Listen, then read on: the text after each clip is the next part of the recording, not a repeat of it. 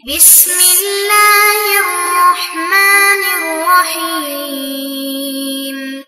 الحمدللہ نحمده ونصلی علی رسولہ الکریم اما بعد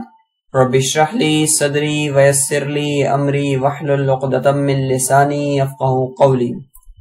ہم تاریخ اسلام کے اسباق پڑھ رہے ہیں اور آج کا جو ہمارا سبق ہے اس کا عنوان ہے غزوہ حدیبیہ۔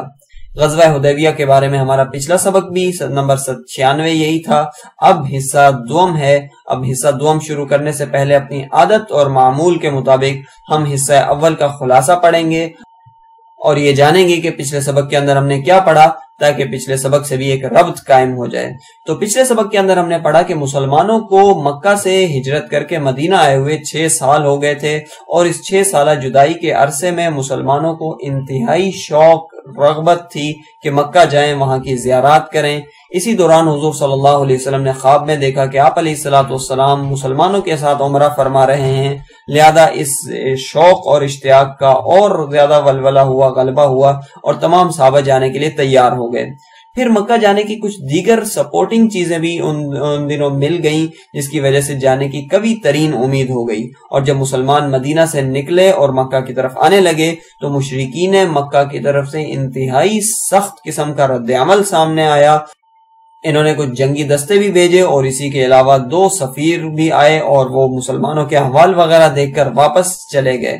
پھر اسی دوران کفار کی طرف سے مسلمانوں پر ایک حملہ ہوا اور مسلمانوں نے ان تمام حملہ آور کو گرفتار کر لیا، لیکن گرفتاری کے بعد چھوڑ بھی دیا اور یہ کہا کہ ہمارا ارادہ صرف عمرہ کرنے کا ہے، عمرے کے علاوہ کوئی اور دوسرا کام ہم نہیں کریں گے، لہذا یہ قیدی اپنے پاس رکھو، ہمیں صرف عمرہ کرنے دو۔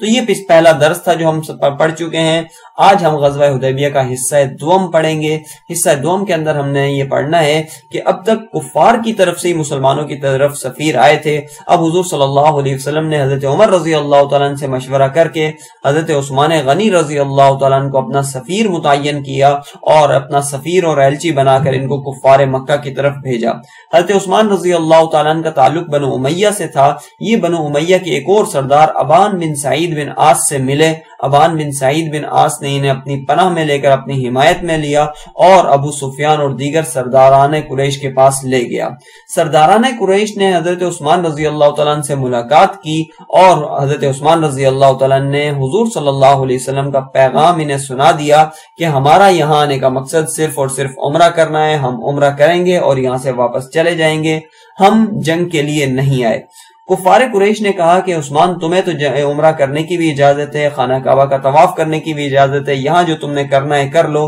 لیکن تمہارے علاوہ کسی اور کو خانہ کعبہ کے طواف ہم نہیں کرنے دیں گے۔ حضرت عثمان رضی اللہ تعالیٰ نے جواب دیا کہ میں حضرت صلی اللہ علیہ وسلم کے بغیر تنہا طواف نہیں کر سکتا۔ حضرت عثمان رضی اللہ تعالیٰ کا یہ جواب سننا تھا کہ کفار قریش برہم ہو گئے اور حضرت عثمان رضی اللہ تعالیٰ کو مکہ میں گرفتار کر لیا اور حضرت عثمان رضی اللہ تعالیٰ کو وہاں روک لیا۔ اب مسلمان منتظر تھے کہ حضرت عثمان رضی اللہ تعالیٰ ایلچی بن کر گئے ہیں، سفیر بن کر گئے ہیں، دیکھیے وہ کیا پیغام لاتے ہیں، لیکن کفار قریش حضرت عثمان رضی اللہ تعالیٰ کو محبوس کر چکے تھے، گرفتار کر چکے تھے۔ لہذا جب بہت حضرت عثمان رضی اللہ تعالیٰ کو تاخیر ہوئی تو وہاں مسلمانوں میں یہ خبر مشہور ہو گئی کہ عثمان کو مکہ والوں نے شہید کر دیا تھا۔ یہ خبر کیا تھی؟ ایک بجلی تھی جس نے مسلمانوں کے جذبات کو انتہائی مجروح کیا، اور مسلمان جو ابھی تک یہ کہہ رہے تھے کہ ہم بالکل لڑائی نہیں کریں گے، ہر بات پر ہم ان کی ہر شرط مان لیں گے اور عمرہ کریں گے اور یہاں سے روانہ ہو جائیں گے، اچانک ان کے جذبات بڑھے اور ان کے سارے ارادے بدل گئے۔ خود جناب رسالت مآب صلی اللہ علیہ وسلم نے فرمایا کہ اب جب تک ہم عثمان کے قتل کا بدلہ نہیں لیں گے، یہاں سے ٹلیں گے نہیں، یہاں سے ہلیں گے نہیں، اور عثمان کے خون کا بدلہ لے کر ہی اب ہم جائیں گے۔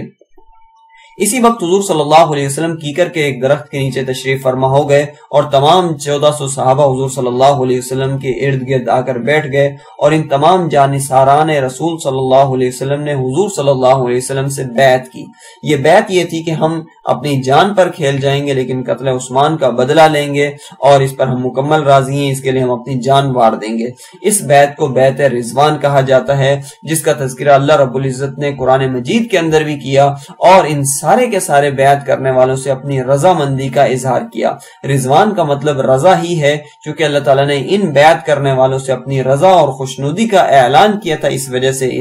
اسے بیعت رضوان کہا جاتا ہے۔ اگر ہم قرآن مجید میں جو الفاظ آئے ان کا تذکرہ کریں تو کچھ ہمیں یوں الفاظ ملتے ہیں: اعوذ باللہ من الشیطان الرجیم، بسم اللہ الرحمن الرحیم، لقد رضی اللہ عن المؤمنین اذ یبایعونک تحت الشجرہ۔ اے پیغمبر، اللہ رب العزت ان مومنوں سے راضی ہو گیا جو آپ کے ساتھ بیٹھے ہوئے درخت کے نیچے بیعت کر رہے تھے، اور یہ وہی بیعت تھی جسے بیعت رضوان کہا جاتا ہے، جو قتل عثمان رضی اللہ تعالیٰ عنہ یا شہادت عثمان رضی اللہ تعالیٰ عنہ کی انتقامی کاروائی میں کی گئی تھی۔ یقیناً ان انتہائی اقدام کی طرف جانے کے لیے مشرکین مکہ نے ہی مسلمانوں کو مجبور کیا تھا، ورنہ مسلمان تو ہر شروع سے، جب سے انہوں نے سفر شروع کیا تھا، مدینہ سے نکلے تھے، ہر قدم پر یہ کوشش کر رہے تھے کہ کوئی بھی مصالحت کی صورت ہو، ہمیں صرف عمرہ کرنے دے دیا جائے تو ہم واپس آ جائیں گے، اور اس کے علاوہ ہمارا کوئی اور مطالبہ نہیں ہے۔ لیکن جب انہوں نے اتنا بڑا اقدام کیا کہ داماد رسول اور ایلچی رسول صلی اللہ علیہ وسلم کو گرفتار کر لیا، تب مسلمانوں کے ولولے بہت زیادہ بڑھ گئے اور انہوں نے جنگ پر آمادگی کا اظہار کیا۔ لیکن پھر فوراً یہ ہوا کہ عالم کفر میں مسلمانوں کے یہ حالات دیکھ کر ایک دم سے خوف و ہراس پھیل گیا، اور مسلمان کے اس طریقہ کار نے انتہائی تیر بہدف کام کیا۔ مسلمانوں کے اس ولولے کا قریش پر ایسا اثر پڑا کہ وہ سارے کے سارے ڈر گئے اور مرعوب ہو گئے۔ انہوں نے حضرت عثمان رضی اللہ تعالیٰ عنہ کو فوراً آزاد کیا اور انہوں نے مسلمانوں کی طرف بھیجا۔ دراصل بات یہ ہے کہ اس وقت تک یہ کفار سمجھ چکے تھے کہ جزیرۃ العرب میں اب مسلمان ایک ایسی طاقت اور قوت بن چکے ہیں جن سے ٹکرانا ہمارے لیے ناممکن ہے، اور پھر اسی کے ساتھ کفار قریش کو اپنی اقتصادی اور معاشی کمزوری کا بھی اندازہ تھا کہ جس کا سبب شام اور عراق کے تجارتی راستوں پر مسلمانوں کے پے در پہ چھاپے تھے، اور کہا کہ اگر اب بھی ہم نے کوئی ایسا اقدام کیا تو یہ ہمیں بھوکوں مار دیں گے، ہمارا کوئی تجارتی قافلہ وہاں سے گزرنے نہیں دیں گے۔ انہیں یاد تھا کہ گزشتہ جنگوں میں اپنے مسلسل جانی و مالی نقصانات کے باعث ہم عسکری لحاظ سے بھی بالکل کمزور ہو چکے ہیں، لہذا انہوں نے چاہتے ہوئے یا نہ چاہتے ہوئے مذاکرات اور معاہدوں کو ترجیح دی، اور انہوں نے سوچا کہ ہم ایسے مذاکرات کریں گے، ایسے معاہدے کریں گے جس کے ذریعے مسلمانوں کی قوت کو کم کر دیں گے اور اپنی بچی کھچی توانائی کو محفوظ کر لیں گے۔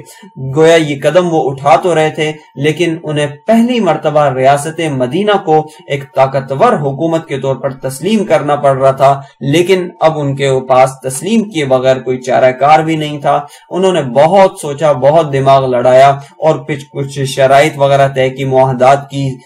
صلح ناموں کی، اور اپنوں میں سے ایک عقل مند ترین آدمی کا انتخاب کیا جس کا نام تھا سہیل بن عمر، اور اس کو سفیر بنا کر بھیجا، اور اس نے جا کر بقیہ معاملات مسلمانوں کے ساتھ نمٹائے۔ وہ انشاءاللہ ہم اگلے درس میں پڑھ لیں گے۔ یہاں پر پہنچ کر ہمارا آج کا جو حصہ دوم تھا غزوہ حدیبیہ کا وہ مکمل ہو جاتا ہے۔ اب ہم اپنے غزوہ حدیبیہ حصہ دوم کا اگر خلاصہ پڑھیں تو آج کے سبق کے اندر ہم نے جو کچھ پڑھا اس کا خلاصہ کچھ یوں بنتا ہے۔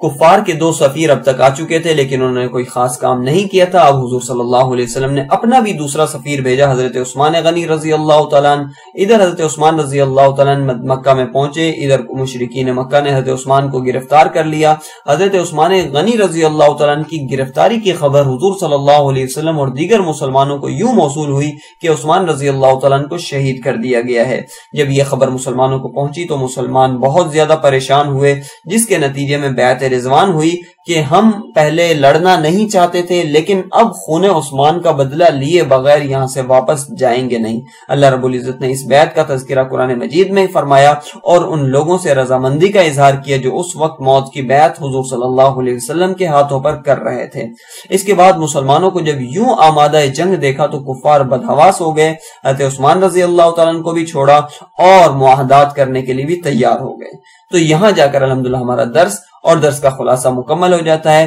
اگلے کسی درس تک کے لیے یعنی غزوہ حدیبیہ کے بقیہ حصے کے لیے اگلے درس تک کے لیے اجازت دیجیے۔ جزاکم اللہ خیرا، سبحانک اللہم وبحمدک، ونشہد ان لا الہ الا اللہ وحدہ لا شریک لہ، واشہد ان محمدا عبدہ ورسولہ۔ السلام علیکم ورحمۃ اللہ وبرکاتہ۔